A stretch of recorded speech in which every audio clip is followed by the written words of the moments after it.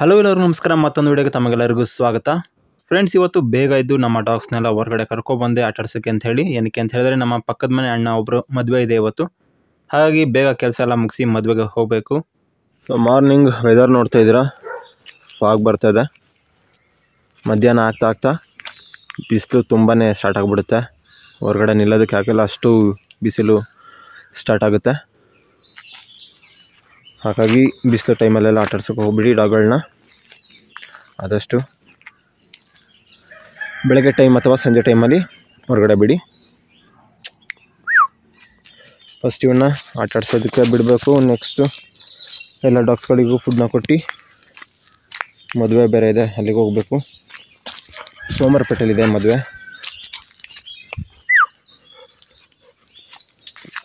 ಹೊಯ್ ಹೊಯ್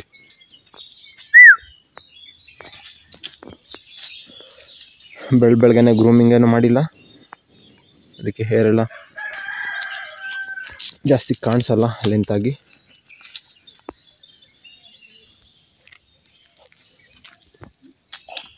ball craze ಸಿಕ್ಕಾಪಟ್ಟೆ ಅವನಿಗೆ. ಡಾಗ್ಸಲ್ಲಿ ಯಾವ ರೀತಿ ಅಂತ ಹೇಳಿದ್ರೆ, ಕೆಲವೊಂದು ಡಾಗ್ಸಿಗೆ ಟ್ರೀಟ್ ಏನಾರು ಕೊಡಬೇಕು, ಫುಡ್ ಏನಾರು ಕೊಟ್ವಿ ಅಂತ ಹೇಳಿದ್ರೆ ಅದಕ್ಕೆ ರಿಯಾಕ್ಟ್ ಮಾಡುತ್ತೆ.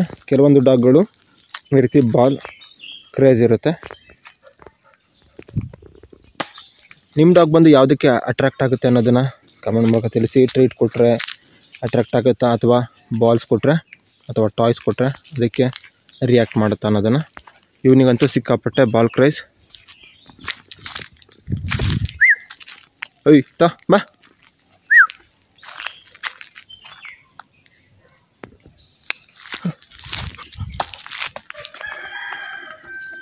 ಹಾಗಾಗಿ ಬಾಲ್ ಫ್ಲಿಚಿಂಗ್ ಗೇಮ್ ಎಲ್ಲನೂ ಚೆನ್ನಾಗಿ ಆಟಾಡ್ಬೋದು. ಕೆಲವೊಂದು ಡಾಗಿಗೆ ಬಾಲ್ ಕ್ರೇಜೇ ಇರಲ್ಲ. ಅಂಥ ಡಾಗ್ ಜೊತೆ ಬಾಲ್ ಫ್ಲಿಚಿಂಗ್ ಏನು ಟ್ರೈನಿಂಗ್ ಇದೆ ಇದೆಲ್ಲ ಕೊಡೋದು ತುಂಬ ಕಷ್ಟ ಇರುತ್ತೆ.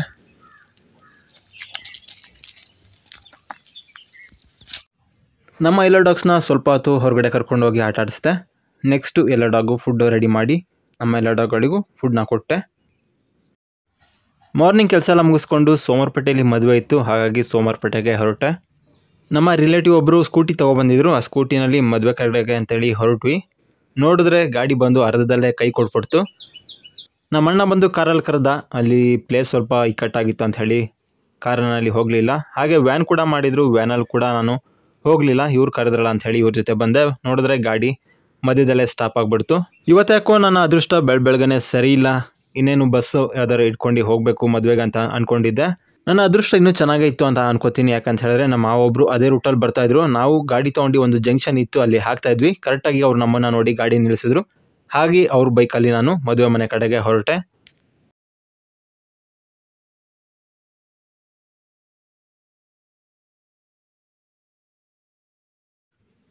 ಫೈನಲಿ ಮದುವೆ ಮನೆಗೆ ಬಂದ್ವಿ. ಪ್ಲೇಸ್ ಮಾತ್ರ ಸಿಕ್ಕಾಪಟ್ಟೆ ಚೆನ್ನಾಗಿತ್ತು, ನೋಡ್ತಾ ಇರ್ಬೋದು ನೀವು. ಒಂದು ತೋಟದ ಮಧ್ಯೆ ಇದನ್ನು ಮಾಡಿದ್ದಾರೆ.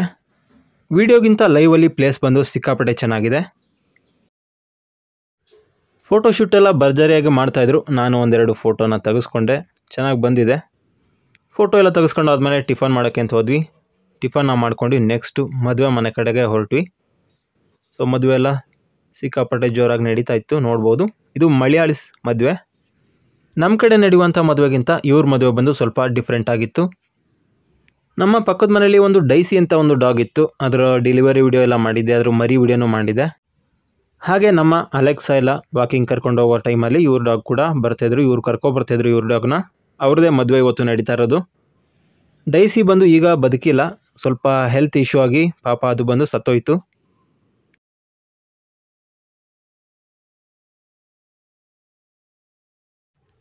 ಮದುವೆ ಎಲ್ಲ ಮುಗಿಸ್ಕೊಂಡು ನೆಕ್ಸ್ಟ್ ಊಟಕ್ಕೆ ಬಂದ್ವಿ. ಊಟ ಎಲ್ಲ ಫುಲ್ ಚಿಕನ್ ಎಲ್ಲ ಇತ್ತು, ಸಿಕ್ಕಾಪಟ್ಟೆ ಚೆನ್ನಾಗಿತ್ತು. ಊಟ ಎಲ್ಲ ಮುಗಿಸ್ಕೊಂಡ್ವಿ. ಊಟ ಎಲ್ಲ ಮುಗಿಸ್ಕೊಂಡು ಹೊರಗಡೆ ಬಂದರೆ ಭರ್ಜರಿಯಾಗಿ ಡ್ಯಾನ್ಸ್ ಎಲ್ಲ ಮಾಡ್ತಾಯಿದ್ರು. ನಾವು ಸ್ವಲ್ಪ ಹೊತ್ತು ಡ್ಯಾನ್ಸ್ ಎಲ್ಲ ನೋಡ್ಕೊಂಡು ಮನೆ ಕಡೆಗೆ ನೆಕ್ಸ್ಟು ಹೊರಟ್ವಿ.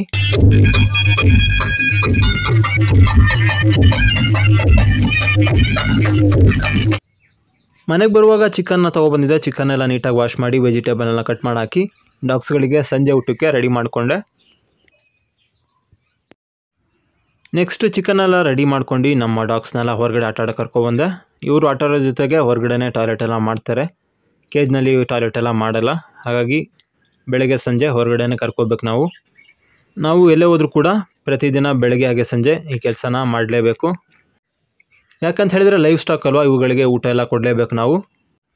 ಡಾಗ್ಸ್ ಒಂದೇ ಅಂತಲ್ಲ, ಯಾವುದೇ ಅನಿಮಲ್ ಆಗಿರ್ಬೋದು, ಹಸು, ಕುರಿ, ಕೋಳಿ ಯಾವುದೇ ಇದ್ರೂ ಕೂಡ ಅವುಗಳಿಗೆ ಬೆಳಗ್ಗೆ ಹಾಗೆ ಸಂಜೆ ಫುಡ್ನೆಲ್ಲ ಕೊಡಬೇಕು, ವಾಟರ್ನ ಕೊಡಬೇಕು.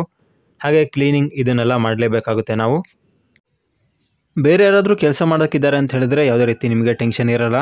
ಬಟ್ ನಾವು ಕೆಲಸ ಮಾಡೋ ರೀತಿ ಬೇರೆಯವ್ರು ಕೆಲಸ ಮಾಡಲ್ಲ. ಅವರು ಕೇವಲ ಸಂಬಳಕ್ಕೋಸ್ಕರ ಕೆಲಸ ಮಾಡ್ತಾರೆ. ಆಳು ಮಾಡೋದು ಹಾಳು, ನಾವು ಮಾಡೋದೇ ಉತ್ತಮ ಅಂತ ಹೇಳ್ತಾರಲ್ಲ, ಆ ರೀತಿ.